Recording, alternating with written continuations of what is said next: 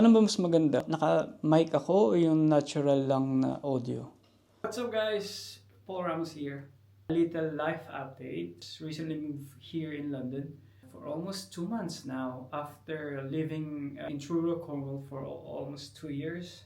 Me and my partner finally decided, especially my partner who really adjusts a lot for me to move here in London kasi I really love fashion. I love attending events and collaboration with brands. Kasi 'di ba nung nag-start ako sa Dubai, Abu Dhabi, that's where I started my blog, The Style Choreo. Let's say like nakilala naman yung blog ko, yung The Style Choreo sa Dubai kasi I was able to attend fashion events, fashion week, collaboration with high street and luxury brands. I was able to promote like hotels, restaurants, cafes, barbershops. Kaya nung nag-move kami dito sa UK, I'm really looking for the business, like attending events and stuff. Parang ganun na yung naging lifestyle ko dun sa Dubai. Kaya nag-adjust talaga si Rob for me. I love you. We've been here for like 2 months now. Finally got a job in a French fashion house. So this is our house. Let's do the flat tour.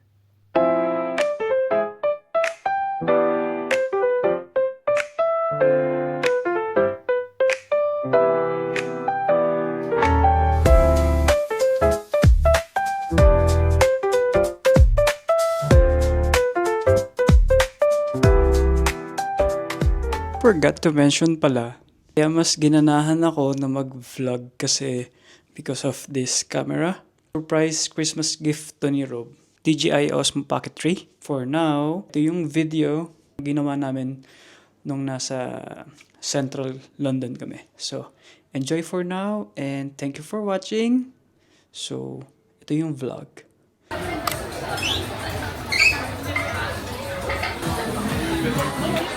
Dream come true niyang mag-hotpot.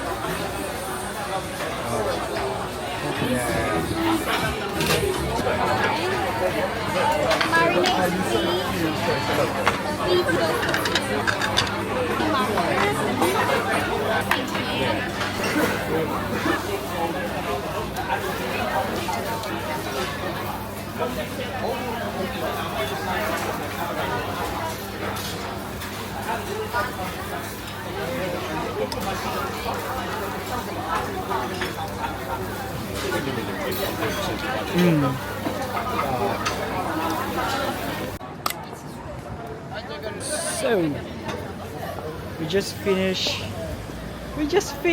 Kakatapos lang namin kumain doon sa may hotpot. Hindi na kami nag-video sa loob kasi baka malaglag yung bago kong vlogging camera doon sa sauce, ay sa sabaw. Diba? Sabaw ng mapiling ina. Doon nag-iikot-ikot kami dito ngayon sa Soho. I-tryan minsan yung kanilang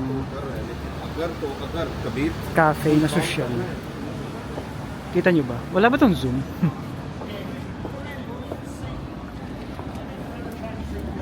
Walk with us in Soho, London. So yun yung viral na chocolate na di ko bet. Next time magamitin ko yung wide lens. Kasi di ko kaya. Di magnet lang siya, nakakatakot siyang Pag nag-wide lens kasi yung mga Pinoy, mahirap kasi lumalapad yung ilong. Lalo na sa akin, lalapad yung noo ko. Pero maganda naman yung wide naman siya. Diba? Kahit pa paano. Sa akin hindi masyadong malapad yung noo ko dito. Ganda. Look at this shop. Isn't it neat? Dito tayo ngayon sa Carnaby. Today's Sunday, guys.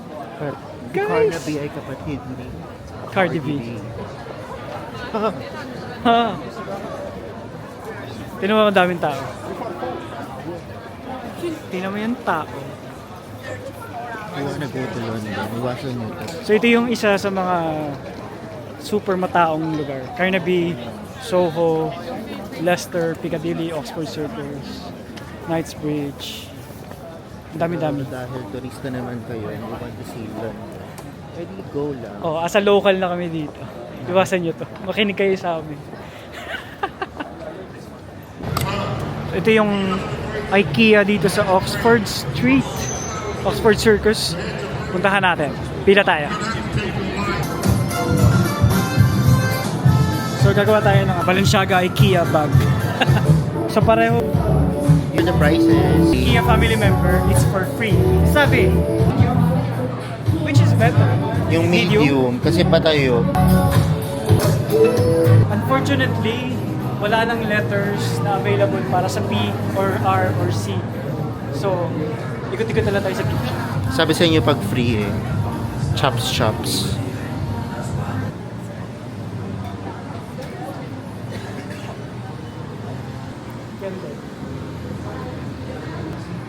Candle holder. Candle holder. Balloon.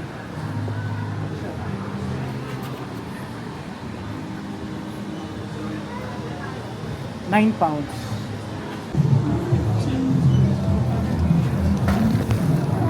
Balik na lang kami next time. So nakapag-shopping kami ng konti and all. Nakahanap si Rob ng pang Secret Santa.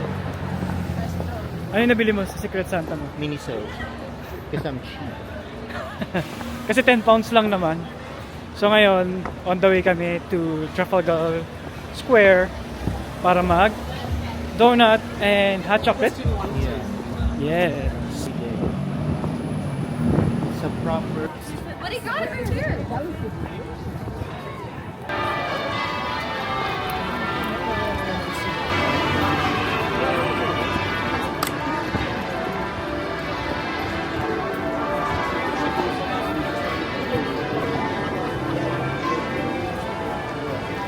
Pakita mo yung dry na Christmas tree ng London. Nag-viral po ito.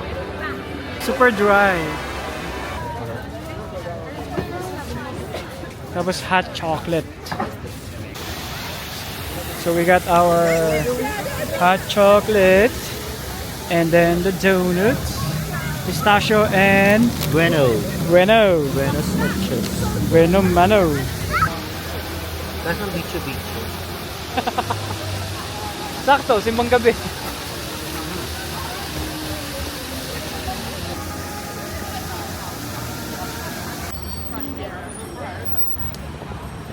The way home na kami. Di ba ang dilim-dilim na? Past 4 pala. Medyo jobs na. Actually ako din. So nandito tayo sa embankment ba to? Embankment. Pwede naman namin lakarin kasi yung alas 5 tayo na.